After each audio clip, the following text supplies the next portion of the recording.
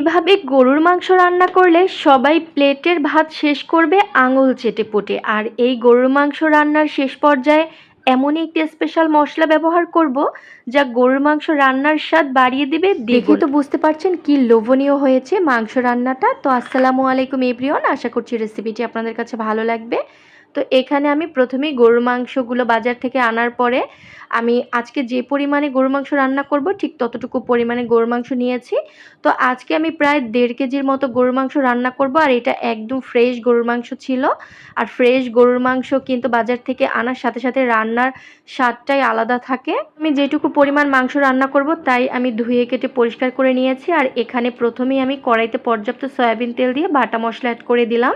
এখানে আমি 2 টেবিল চামচ পরিমাণ জিরা বাটা, 2 টেবিল চামচ আদা বাটা, 2 টেবিল চামচ রসুন বাটা ও 2 টেবিল চামচ পেঁয়াজ বাটা অ্যাড করে দিয়েছি। আর এখানে গোটা মশলাগুলো দিয়ে দিলাম। লবঙ্গ, এলাচ ও দারচিনি দিয়েছি, আর দিয়ে দিচ্ছি লাল মরিচের গুঁড়া আর হলুদের গুঁড়া পরিমাণ বুঝে। স্বাদ মতো লবণও অ্যাড করে দিলাম। এখন আমি মশলাগুলো ভালো মতো করে একটু কষিয়ে নিব। আর গরুর মাংসতে কিন্তু একটু মশলার পরিমাণ বেশি হলেই ভালো হয়, মশলা কিন্তু কম হয়ে গেলে আবার ভালো লাগে না গরুর মাংস খেতে। তো আমি যেই পরিমাণে আজকে রান্না করব সেই পরিমাণ বুঝেই মশলা অ্যাড করেছি। আপনারা আপনাদের গরুর মাংস যতটুকু রান্না করবেন সেই পরিমাণ বুঝে অনুমান করে মশলাটা অ্যাড করে দিবেন। তো এখন মশলার সাথে আমি খুব ভালো মতো করে গরুর মাংস মিশিয়ে নিচ্ছি। আর আগে থাকতে পেঁয়াজ বেরেস্তা ভেজে নিয়েছিলাম, তো পেঁয়াজ বেরেস্তা আমি মুঠোর মধ্যে নিয়ে একদম ভেঙে তারপরে অ্যাড করে দিয়েছি।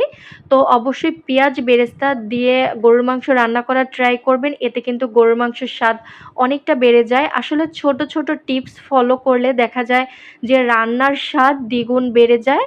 প্রথমেই ঢাকনা দিয়ে 20 মিনিটের মতো মিডিয়াম আঁচে আমি গরুর মাংস রান্না করেছি। এখানে কিন্তু কোনো পানি দেইনি, গরুর মাংস থেকেই পানি বের হয়েছে। তো ঢাকনা তুলে আবারও 10 মিনিটের মতো নেড়েচেড়ে নিয়ে রান্না করে নিয়েছি। আর এই পর্যায়ে অ্যাড করে দিয়েছি আলু। এখানে আমি ছোট সাইজের 2টা আলু ব্যবহার করেছি। আজকে আমি খুবই কম পরিমাণে আলু ব্যবহার করলাম, কারণ গরুর মাংসের মধ্যে কিন্তু একদম বেশি পরিমাণে আলু দিয়ে দিলে মাংসের টেস্ট নষ্ট হয়ে যায়। যারা আলু খেতে পছন্দ করেন তারা চাইলে কিন্তু আমার মতো এরকম অল্প পরিমাণে আলু দিয়ে দিতে পারেন। আর যারা পছন্দ করেন না তারা কিন্তু মাংসটা ভুনা ভুনা করবেন, সেটা খেতে কিন্তু আরও বেশি টেস্ট হয়। তো এখানে আবার আমি পর্যাপ্ত পরিমাণ পানি দিয়ে দিয়েছি ঝোলের জন্য।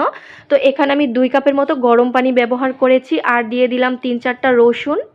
দেখুন এখানে আমি পেঁয়াজ, রসুন, এলাচ, দারচিনি ও সামান্য পরিমাণ জিরা দিয়ে ভালো মতো করে একটু ভেজে নিয়েছি ব্রাউন কালার করে, তারপরে পাটায় পিষে বেটে নিয়েছি। মশলাটা আমি সামান্য পরিমাণ সয়াবিন তেল দিয়ে তারপরে ভেজে নিয়েছি। আর এই মশলাটা বেটে যদি একদম মাংসের মধ্যে শেষ পর্যায়ে দিয়ে দেন তাহলে কিন্তু মাংসের স্বাদ দ্বিগুণ বেড়ে যাবে। চাইলে একবার ট্রাই করতে পারেন। আর যারা এভাবে দিয়ে থাকেন তারা তো জানেনই।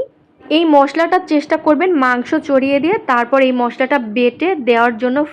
ডিপ ফ্রিজে রেখে কিন্তু এই মশলাটা দিতে যাবেন না, তাহলে কিন্তু এই মশলার ফ্লেভার অনেকটা নষ্ট হয়ে যায়। তো এখন আমি ঢাকনা দিয়ে আবারও 20 মিনিটের মতো রান্না করে নিয়েছি।